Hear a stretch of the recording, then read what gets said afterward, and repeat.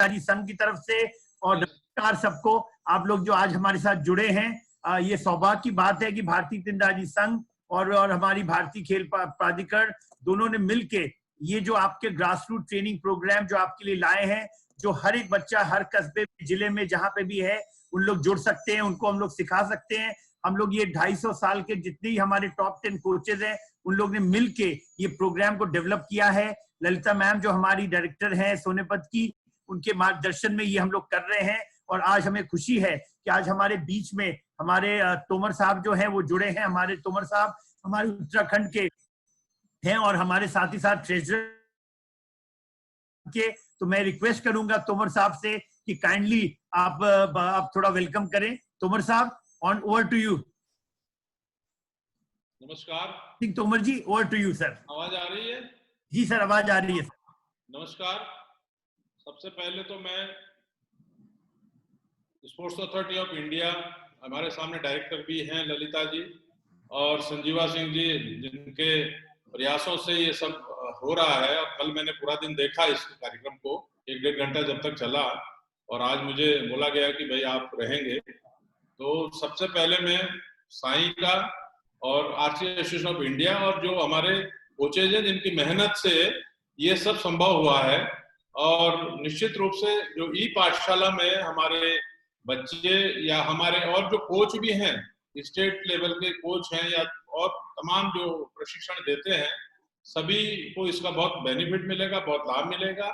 और खिलाड़ियों में भी इंटरेस्ट बहुत है। परसों तो 100 ही थे खाली, हम भी इसमें आ पाए थे। कल काफी लोगों के हमें यहाँ लोकल उत्तराखंड में भी फोन आए थे कि भाई ये तो बहुत अच्छा कार्यक्रम है, और आप सबका मैं बहुत बहुत आभारी हूँ कि आपने इस प्रकार से मेहनत करके, और भी तमाम जो आपके सपोर्टिंग कोच हैं, कल कुछ डाइटिशियन थे, कुछ तमाम प्रकार के जो टेक्निकल और ये सब आपने दिखाया, बहुत ही सराहनीय काम है। और बच्चे जो आजकल लॉकडाउन में घर के अंदर हैं, वो उनको इसका बहुत ज्यादा बेनिफिट मिलेगा। मैंने कुछ बच्चों के वीडियो भी देखे कि साथ में वो कर भी रहे थे अपने बेडरूम में, कोई इधर कोई उधर। तो ये बहुत बड़ा अचीवमेंट है, और मुझे लगता है कि हमें अभी तो लॉकडाउन पीरियड है, इसको कंटिन्यू करना चाहिए। और बाकी कभी भी हम इसको, जब ये हमारा पूरा हो जाएगा, तो मेरे आपको राय भी है, सलाह भी है, वीकेंड में अवश्य 1-8 घंटे का ये कभी कभी कुछ ना चलना चाहिए। क्योंकि जो स्कूल गोइंग बच्चे हैं उनको सैटरडे संडे को टाइम मिलता है, तो 2 दिन का हम आगे भी इसको यदि कंटिन्यू करते रहेंगे तो इसका बहुत बड़ा बेनिफिट है। और मैं पुनः सबका स्वागत करता हूँ, धन्यवाद देता हूँ। और इस दौरान हमने 2-3 दिन के अंदर हमने एक बहुत बड़ा अपना खिलाड़ी, और जिसने राजस्थान के लिए, जिसने देश के लिए कई पदक भी जीते हैं, अभी कोचिंग भी कर रहे थे, राजस्थान गवर्नमेंट में एम्प्लॉय थे, एक सड़क दुर्घटना में मृत्यु हो गई। और इसका हमें बहुत अफसोस और दुख है। समझो हमने एक परिवार में एक सदस्य खो दिया है। खिलाड़ी चाहे छोटा हो बड़ा हो, यदि वो हमारे आर्चरी से जुड़ा है तो वो हमें एक व्यक्तिगत क्षति होती है।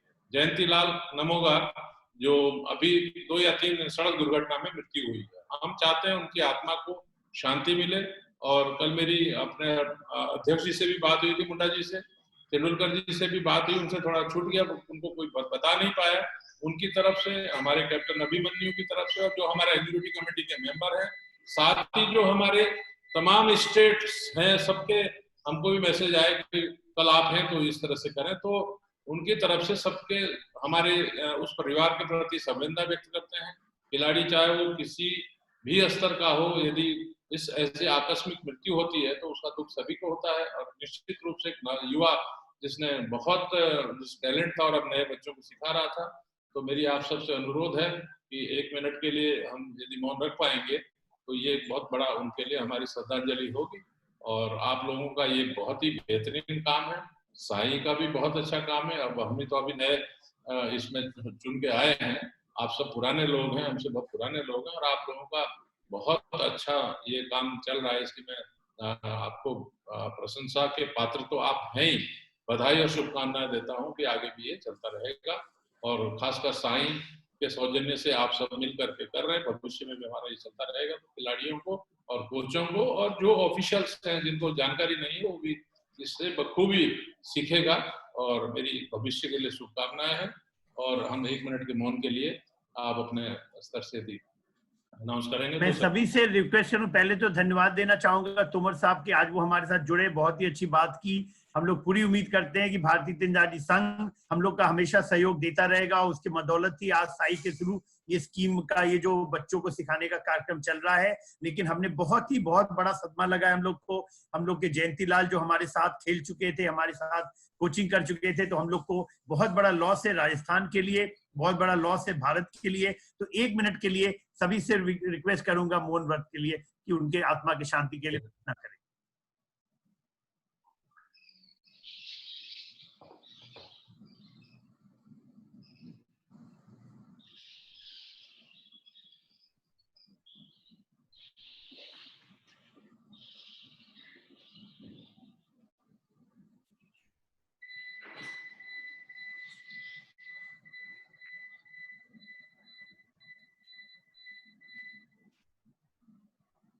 ओम शांति शांति शांति।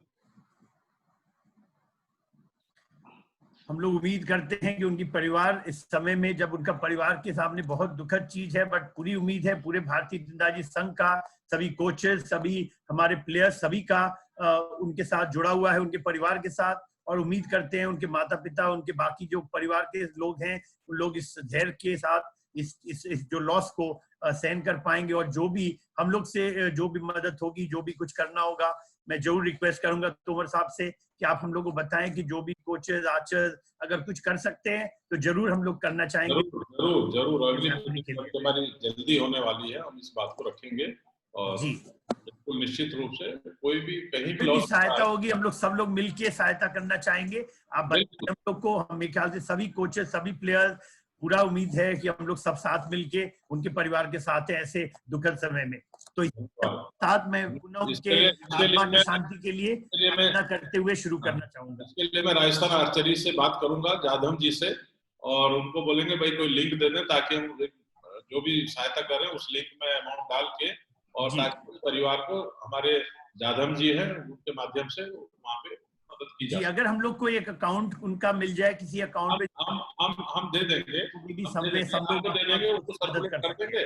और जाधव जी से इस मीटिंग के बाद में बात करूंगा, अकाउंट नंबर हम जाधव जी का मांगेंगे, वो अपने माध्यम से पूरे ऑल इंडिया में जितने भी हमारे कोचेज हैं, हमारे आर्चरी परिवार के लोग हैं, आर्चरी के पदाधिकारी स्टेट लेवल के हैं, सभी लोग जो भी नॉमिनल उसमें अपना योगदान करना चाहेगा, उस परिवार के लिए हमारी श्रद्धांजलि। बिल्कुल बिल्कुल, बहुत धन्यवाद तोमर साहब, आपने जो इतनी अच्छी बात की हमारे जयंती लाल जी के लिए, और साथ ही साथ आपने साई की, जिनकी बदौलत हम लोग ये कर पा रहे हैं। आज तीरंदाजी में भारतीय तीरंदाजी संघ और साई दोनों मिलके चल रहे हैं। इन्हीं के बदौलत पहले हम लोग ने शिव शर्मा जी के साथ एक बहुत ही अच्छा ट्रेन द ट्रेनर्स प्रोग्राम किया लीड कोचेस आर्चर्स के लिए, और आज ललिता मैडम जी के मार्गदर्शन में, सत्यदेव के और पूरा साई सोनीपत के टीम के, मेरे ख्याल से रामोदेश, सब लोग ने मिले हुए हैं और उन्होंने सबको जोड़ा है। आज पूरे हमारे परिवार को, कोचेस को जोड़ा है।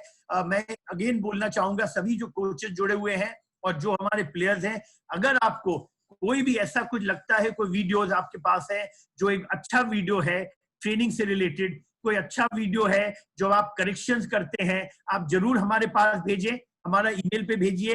हम लोग पूरी टीम उसको देखेगी और जरूर हम कोशिश करेंगे आप सबके सामने वो वीडियो लाने का, क्योंकि अगर आपके पास कोई अच्छा वीडियो है जिससे पूरा भारत सीख सकता है, तो मैं जरूर उम्मीद करता हूं कि उन कोचेस आप काइंडली हम लोग के साथ शेयर करें। हम लोग ललिता मैडम जी के साथ बैठ के सीएमटी में देखेंगे कि हमारी टीम उसको हम लोग आपके सामने प्रस्तुत करेंगे।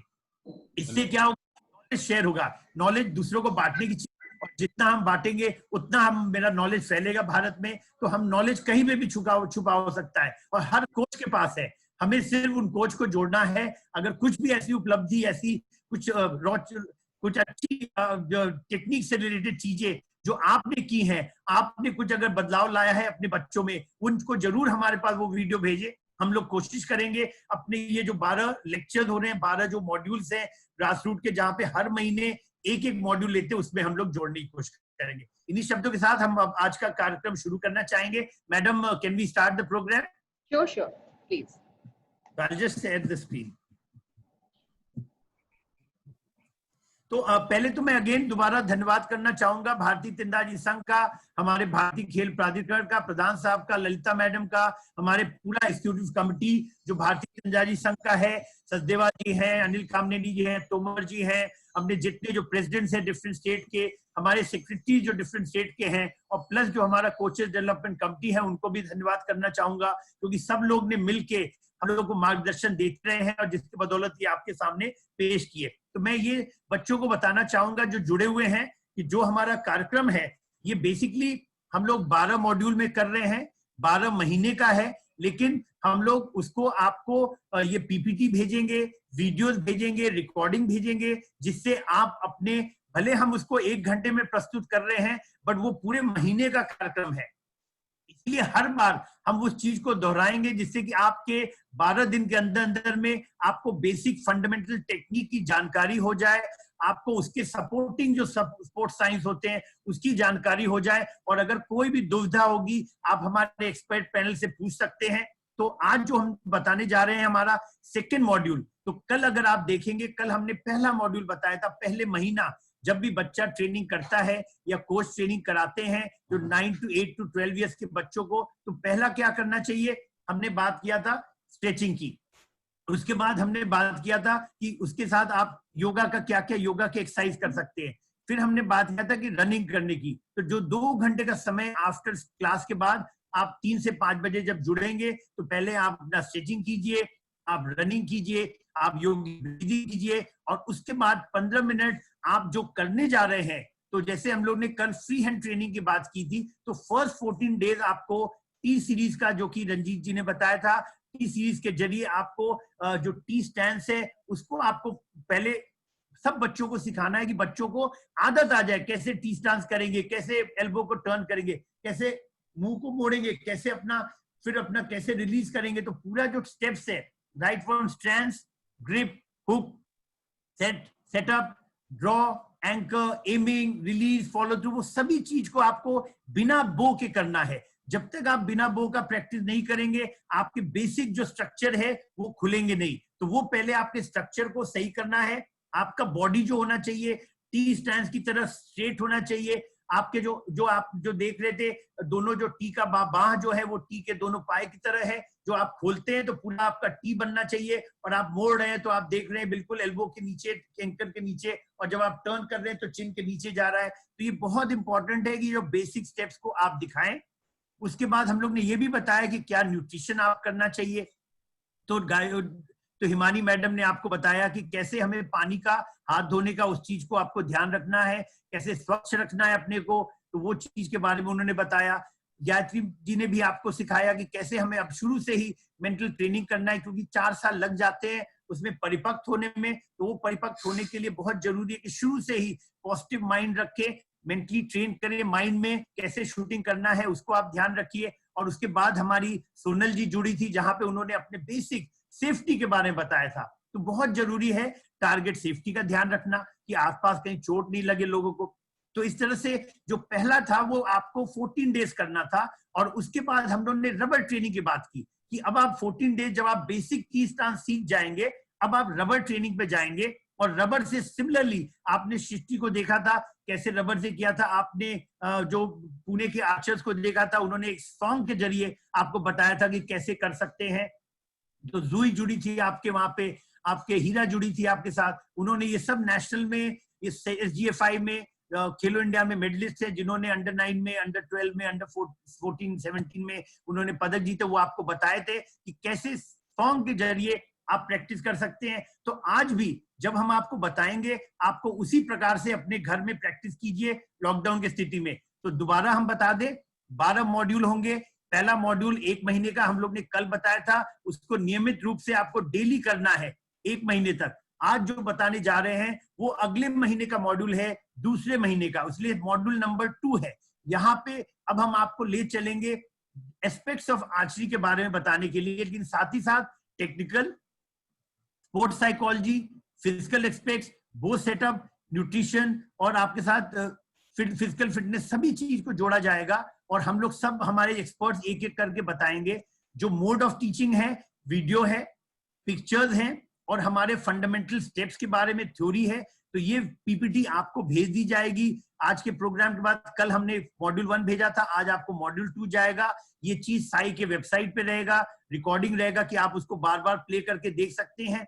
एक्सक्यूशन कैसे हम करेंगे, ये वीकली क्लासेस जो रहेगा आपको 15 मिनट के लिए आपके कोच दिखाएंगे, या आप अगर कोच नहीं है तो खुद देखिए, जो हम पीपीटी बोलते हैं उसको पढ़िए, समझिए। और अगर कहीं पे दिक्कत आए आप हम लोग से फोन से, व्हाट्सएप से, ट्विटर पे, आप कहीं पे भी हम लोग के साथ जुड़ सकते हैं। तो आइए चलते हैं मॉड्यूल 2 की तरफ। मॉड्यूल 2 में ये 5वां वीक का लेसन है, जो 7 लेसन होंगे उसको हम लोग नेक्स्ट 15 मिनट्स में आपको बताएंगे।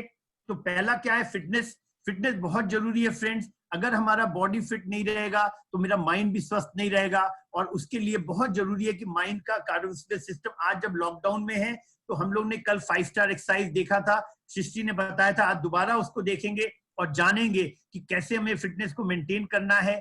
ब्रीदिंग पे जाएंगे, ब्रीदिंग आपको बताया था हम लोग ने, योगा एक्सरसाइजेस वो आपको कंटिन्यूअस करना है। वीकली लेसन में आज हम आपको 10 स्टेप ट्रेनिंग और उसके साथ साथ कूलिंग डाउन। तो ये जो 2 घंटे का ट्रेनिंग है, इस 2 घंटे को हम लोग बहुत कम समय में, आपको hardly half an hour to 45 minute में बता रहे हैं, लेकिन इसको आपको नियमित करना है। तो फिटनेस ट्रेनिंग बताएंगे, न्यूट्रिशन के इनपुट्स हमारी हिमानी जी देंगी, गायत्री जी जुड़ेंगी हमारे स्पोर्ट्स साइकोलॉजी पे, ट्रेनिंग विद द बो पे आज बेसिक स्टेप्स पे हमारी जुड़ रही है द्रोणाचार्य अवॉर्डी पूर्णिमा महतो, और वो आज को आपको दिखाने वाली हैं कि कोमलिका बारी जो कैडेट वर्ल्ड चैंपियन है वो कैसे ट्रेन करती हैं, उनको कैसे ट्रेन किया जाता है अपने एकेडमी में, वो बताएंगे आपको टाटा एकेडमी में कैसे वो ट्रेन कर रही है हमारे।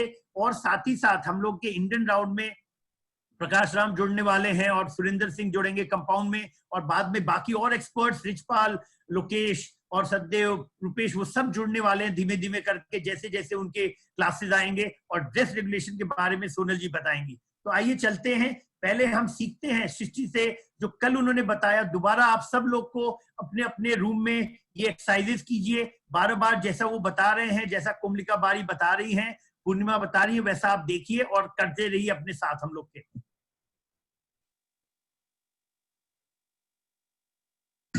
Start. Jumping jacks 20 times. तो ये सिंपल एक्सरसाइजेस है, आप साथ साथ कीजिए, जैसे बच्ची कर रही है आप भी उसी के साथ कीजिए।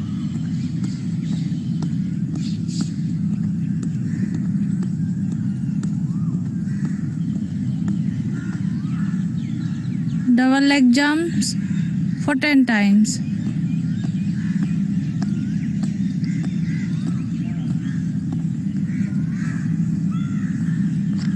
Side squats.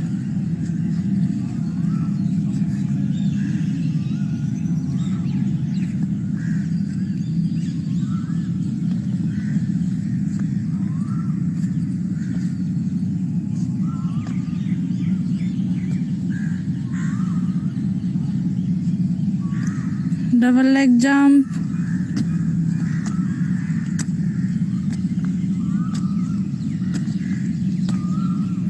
Walking lunges.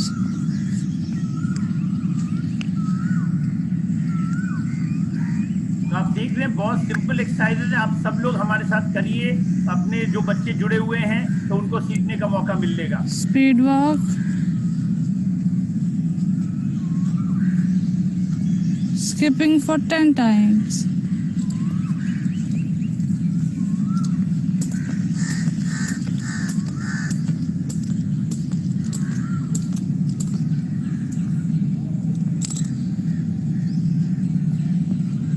High knee 10 times. उम्मीद है आप सब लोग इसी तरह से कर रहे हैं जैसे सिखा रही है। Single leg jump.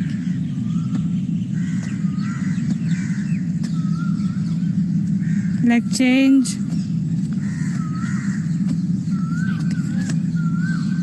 Frog jump.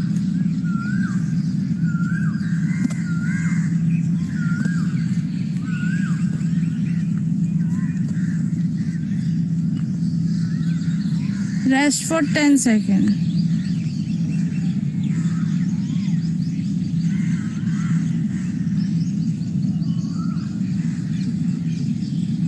Now stepping.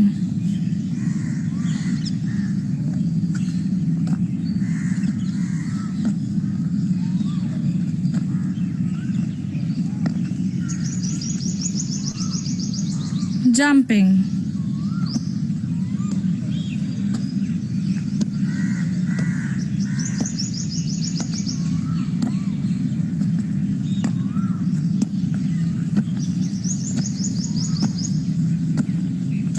देखिए आपने complete, सृष्टि ने आपको दोबारा सिखाया। उम्मीद कर रहे थे कि आप लोग जब ये चल रहा था वीडियो, आप लोग देखे होंगे। ये डेली हम लोग चलाएंगे, ये पूरे 12 डेज चलेगा, जिससे कि आपके दिमाग में हमेशा आ जाए कौन सा एक्सरसाइज करना है। वीडियोस आपको भेजे जा रहे हैं, आपके पीपीटी भेजे जा रहे हैं। कल हम लोग ने स्ट्रेचिंग और बाकी के भेज दिए, जो आप घर में प्रैक्टिस के पहले कर सकते हैं। अब जो लेसन 2 में हम चलते हैं, कार्बोहाइड्रेट्स के बारे में सीखते हैं कि हमारी मैडम हिमानी जी क्या बताती हैं।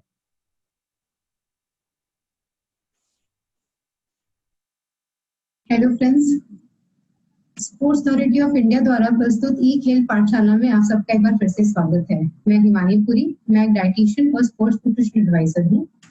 मैं आपको खाने पीने के बारे में बताने वाली हूँ। पिछली क्लास में हमने शरीर के बारे में सीखा था। शरीर किस तरह कार्य करता है, शरीर का निर्माण कैसे होता है, ये हमने जाना था। हमने इसके साथ साथ ये भी सीखा था कि शरीर को ईंधन के रूप में किन किन चीजों की जरूरत होती है। इसके अलावा मैंने आपको ये भी बताया था कि हमें हाथ कैसे धोने चाहिए, कितनी देर तक धोने चाहिए और किस तरह धोने चाहिए। साथ ही पानी की बोतल हमें हमेशा अपने साथ कैरी करनी है, इस बारे में भी हमने बात की थी। हमारी जो आज की क्लास है वो है कार्बोहाइड्रेट्स के ऊपर। कार्बोहाइड्रेट्स, जिनको हम कार्ब भी कहते हैं, कार्बन, हाइड्रोजन और ऑक्सीजन से बने होते हैं। हमारे शरीर को तीन तरह से एनर्जी मिलती है। उनमें से पहला है कार्बोहाइड्रेट्स। तो आइए इसके बारे में थोड़ा जानते हैं। जैसे मैंने आपको बताया कि कार्बोहाइड्रेट से हमें ऊर्जा मिलती है।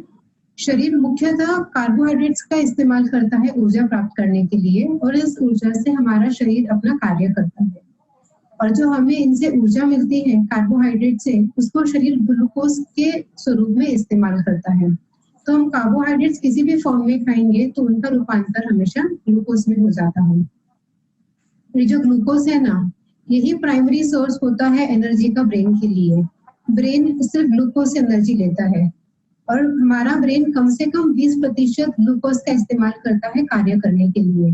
तो अगर हमारे शरीर में कार्बोहाइड्रेट्स कम हो जाएंगे तो ब्रेन को एनर्जी नहीं मिल पाएगी, और इस वजह से ब्रेन काम नहीं कर पाएगा। तो इसीलिए जब भी हम कोई पढ़ाई वाला काम कर रहे हैं या फिर कंसंट्रेशन का काम कर रहे हैं, जैसे आर्चरी करते समय हमें फोकस करना होता है सामने टारगेट के ऊपर, तो वह कंसंट्रेशन का काम है, मेंटल काम है। उसके लिए हमें कार्बोहाइड्रेट्स की जरूरत पड़ती है। और ये जो कार्बोहाइड्रेट्स होते हैं ना, ग्लूकोज होता है, ये हमारे शरीर में लिवर और मसल्स में स्टोर होता है ग्लाइकोजन के रूप में। हमारा शरीर कम से कम 160 ग्राम तक ग्लाइकोजन स्टोर करके रख सकता है, और इसके ऊपर का जो भी कार्बोहाइड्रेट्स रहेगा वो शरीर स्टोर करता है फैट के रूप में। तो अगर हम ज्यादा कार्बोहाइड्रेट्स खाएंगे तो उससे हमारा मोटापा ही बढ़ेगा, क्योंकि ज्यादा कार्बोहाइड्रेट्स फैट्स के रूप में बॉडी में स्टोर हो जाएगा। आगे देखते हैं कार्बोहाइड्रेट्स के प्रकार क्या होते हैं। तो कार्बोहाइड्रेट्स के 2 प्रकार हैं, जैसे कि आप यहाँ देख सकते हैं। पहला है स्टार्च, जिसको हम जटिल या कॉम्प्लेक्स कार्बोहाइड्रेट्स भी कहते हैं। इनको पचने में टाइम ज्यादा लगता है, इसीलिए हमारा प्रेफर्ड सोर्स ऑफ एनर्जी जो है कार्बोहाइड्रेट, उसको हम जहाँ तक हो सके हमें कॉम्प्लेक्स कार्बोहाइड्रेट्स के रूप में ही खाना चाहिए। हमें कॉम्प्लेक्स कार्बोहाइड्रेट्स दाल में से, रोटी में से, चावल में से, आलू में से, या स्वीट पोटैटो या शकरकंदी में से मिलते हैं।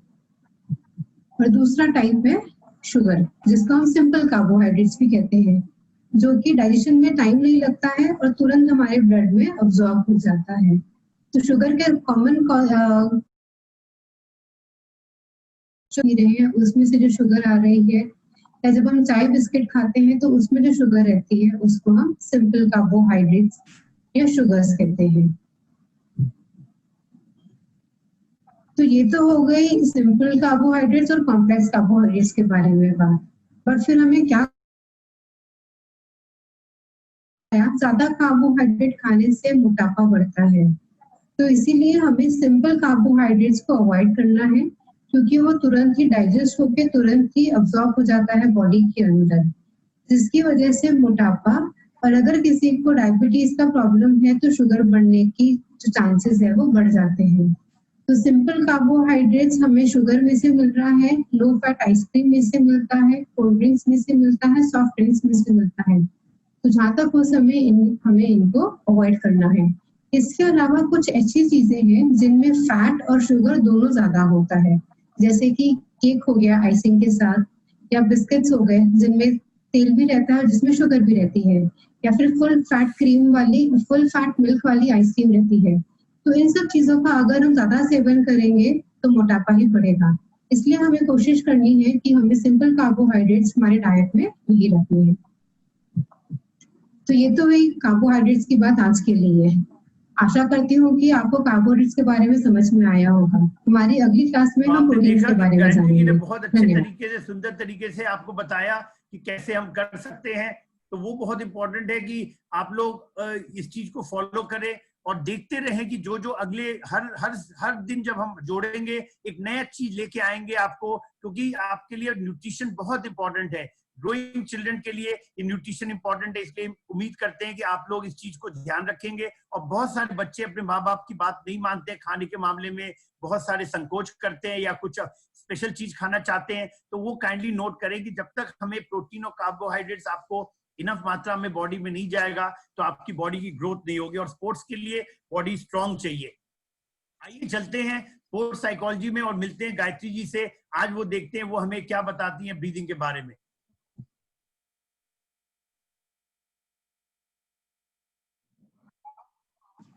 हेलो आर्चर्स, हमने पहले क्लास में देखा था कि मेंटल ट्रेनिंग क्यों इम्पोर्टेंट होता है, और हम ये क्लास में सीखेंगे कि माइंड को ट्रेन कैसे करें ताकि आपका माइंड एकदम स्ट्रांग बन सकता है। तो उसके लिए मैं आपको आज एक टेक्निक सिखाऊंगी। उसका नाम है ब्रीदिंग फॉर अवेयरनेस, मतलब सांस पे फोकस करना या सांस पे ध्यान देना। तो जैसे आपको पता है हम हर रोज सांस लेते हैं, लेकिन ये जो हम सांस लेते हैं ये एक ऑटोमेटिक प्रोसेस है, मतलब बिना ध्यान दिए हुए हम सांस लेते रहते हैं और छोड़ते रहते हैं और ये प्रोसेस चालू रहता है। तो ये एक्सरसाइज में हमें अलग से क्या करना है, सिर्फ ये कि हमें हमारे सांस का निरीक्षण करना है। और डिटेल में बताती हूँ कि निरीक्षण किन चीजों का करना है। तो जैसे हम ब्रीद इन करते हैं, तो ब्रीद इन करते समय हमें क्या महसूस हो रहा है, ब्रीद आउट करते समय हमें कैसा लग रहा है। आपको देखना है कि आपका ब्रीदिंग स्लो है या फास्ट है, मतलब धीमी सांस ले रहे हो या तेज सांस ले रहे हो। क्या आपकी सांस गहरी है या हल्की है, मतलब डीप है या लाइट और शैलो है। क्या आपके ब्रीदिंग को कोई रिदम है, मतलब कोई लय है जो आप फॉलो कर पा रहे हो, जो आप नोटिस कर सकते हो। इस पे हमें ध्यान देना है। और अगर ये लय आपको फाइंड आउट हुआ तो उस पे हमें फोकस करना है, वही लय पे हमें ब्रीदिंग करने को सीखना है। और ये जो आपको करना है वो हर दिन सिर्फ 5 मिनट करना है, क्योंकि आप तो जानते हो कि अगर माइंड स्ट्रांग बनाना है तो आपको हर दिन मेंटल ट्रेनिंग करना होगा। इसीलिए ये एक सिंपल सा एक्सरसाइज है जो आप हर दिन कर सकते हैं। और एक चीज, ये ब्रीदिंग एक्सरसाइज को हम लेवल 1 ब्रीदिंग एक्सरसाइज कहते हैं। अगर ये आपने पूरे ध्यान से और इम्पोर्टेंस से हर दिन किया तो इसके वजह से आपको अगला जो एडवांस लेवल ब्रीदिंग होते हैं वो टेक्निक्स आसानी से कर पाओगे। और वो अगर आसानी से आप कर पाओगे तो आपको उसके वजह से अच्छे रिजल्ट्स मिलेंगे। तो चलो हम लोग अभी रोज 5 मिनट ब्रीदिंग करेंगे। सांस पे ध्यान दोगे तो मन स्वस्थ रहेगा, और अगर मन स्वस्थ है तो आप चैंपियन यहाँ पे बनेंगे। देखा बहुत ही सुंदर तरीके से हमारी गायत्री जी ने बताया कि हमारे आर्चरी में ब्रीदिंग बहुत इंपॉर्टेंट रोल प्ले करता है। फ्रेंड्स, इसको मास्टर कर लिया आपने तो ओलंपिक में पदक जीतना बहुत इजी होगा। क्यों इजी होगा ये भी हम बताना चाहेंगे आपको।